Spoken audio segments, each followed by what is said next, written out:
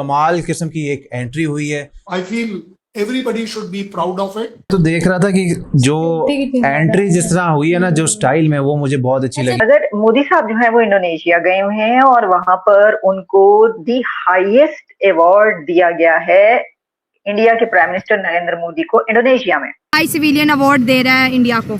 इसके लिए इंडिया को मुबारकबाद पेश करता हूं, मोदी जी को भी, तो उनकी पब्लिक को भी, और खुशकिस्मत है वो लोग जिनको मोदी मिला हुआ है। Everybody should be proud of it कि कहीं पर भी अगर इंडिया को अवार्ड दिया जा रहा है तो दुनिया उसे एक्नॉलेज करती है। I think Pakistan can also learn from that. लेकिन दूसरी तरफ आपने देखा कि पिछले दिनों लंदन की सड़कों पर पाकिस्तानी और कश्मीरी जो हैं वो निकले और उन्होंने पाकिस्तान की जो हुकूमत है उसके खिलाफ नारे लगाए और उस पर तनकीद की। भारत में जम्मू कश्मीर के अंदर जो है इसके ऊपर एक कह लीजिए कि फर्द जुर्म आयद की गई है। हाफिज सईद के ऊपर जो है एक तरह की पिटीशन जो है वो दायर की गई है। अब भारत चूंकि फैटफ के अंदर एक अहम पोजीशन हासिल कर चुका है, उससे मुतल्लिक भी मैं आगे चलकर बात करूंगा। लिहाजा एक बार फिर भारत इस बात के ऊपर चल निकला है इस रस्ते के ऊपर कि पाकिस्तान को किसी भी तरह फैटफ की ग्रे लिस्ट में डाला जाए। या इंडोनेशिया, ये पाकिस्तान के प्राइम मिनिस्टर को तो ये वाले आला सिविलियन अवार्ड या इतने ऐसे जो ऑनर है वो नहीं देते, जबकि मोदी को देते हैं। जय हिंद दोस्तों, very warm welcome to Hindustan special channel. जैसा कि दोस्तों आपने क्लिप में देखा, इंडोनेशिया में प्राइम मिनिस्टर मोदी के काफिले को देख पाकिस्तान जला भुना बैठा है। प्राइम मिनिस्टर नरेंद्र मोदी को इंडोनेशिया के सर्वोच्च नागरिक सम्मान Bintang Adipurna of the republic of Indonesia से सम्मानित किया गया। इस सम्मान के साथ अब प्राइम मिनिस्टर मोदी को दुनिया भर से मिले कुल अंतर्राष्ट्रीय सम्मानों की संख्या 35 हो गई है। बिंताग आदिपुन इंडोनेशिया का सबसे प्रतिष्ठित सम्मान है। ये उन व्यक्तियों को दिया जाता है जिन्होंने इंडोनेशिया की एकता, स्थिरता और समृद्धि में असाधारण योगदान दिया हो। राष्ट्रपति सुबियांतो ने जकार्ता में इस सम्मान की घोषणा की है। 2016 में अब तक प्राइम मिनिस्टर मोदी को एशिया, यूरोप, अफ्रीका और अमेरिका के विभिन्न देशों से 35 अंतर्राष्ट्रीय सम्मान प्राप्त हो चुके हैं, जो किसी भी भारतीय प्राइम मिनिस्टर को मिले सम्मानों में सबसे अधिक हैं।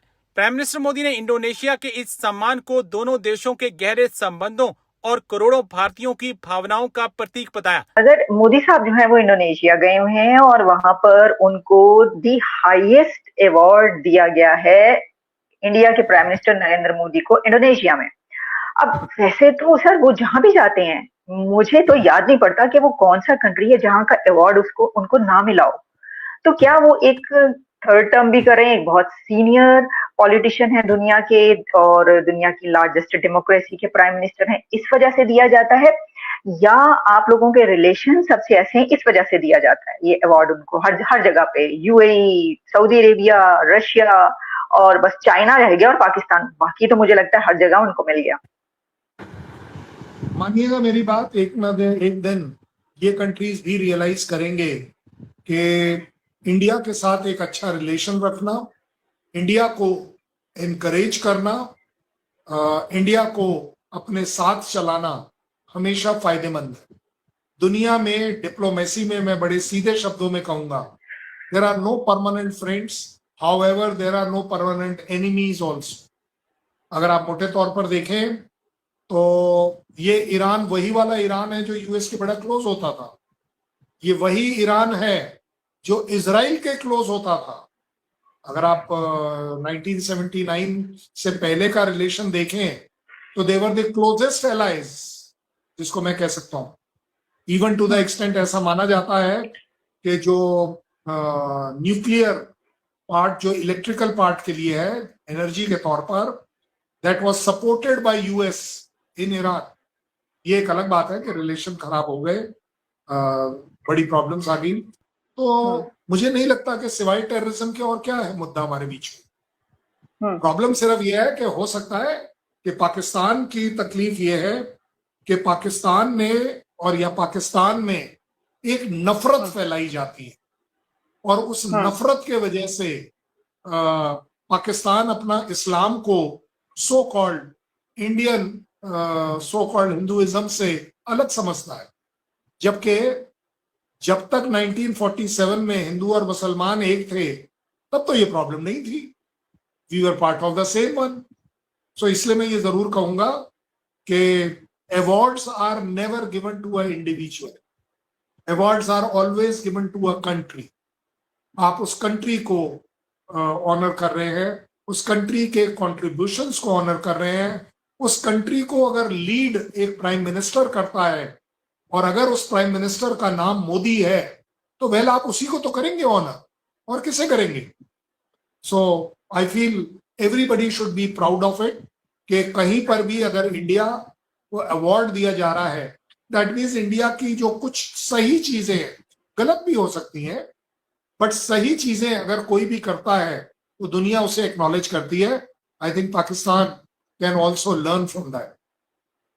लेकिन कंसर्न जब आपने ये बात की ना, तो फिर अगर तो कंट्री को दिया जा रहा है, एक तो मैंने कहा कि भाई क्योंकि मोदी एक ऐसा लीडर है जिसको सदर ट्रम्प भी कहते हैं, हिस्टोरिक और जी बहुत कुछ कहते हैं, तो अगर ये कंट्री को दिया जा रहा है, पर्सनालिटी को नहीं, तो फिर तो कंट्री मुस्लिम कंट्री के करीब ज्यादा मुस्लिम कंट्री को होना चाहिए। जैसे पाकिस्तान ये कहता है कि मुस्लिम उम्मा, तो सऊदी अरेबिया, यूएई या इंडोनेशिया, ये पाकिस्तान के प्राइम मिनिस्टर को तो ये वाले आला सिविलियन अवार्ड्स या इतने ऐसे जो ऑनर है वो नहीं देते, जबकि मोदी को देते हैं। तो इंडिया जो है वो तो एक मुस्लिम मेजोरिटी कंट्री भी नहीं है।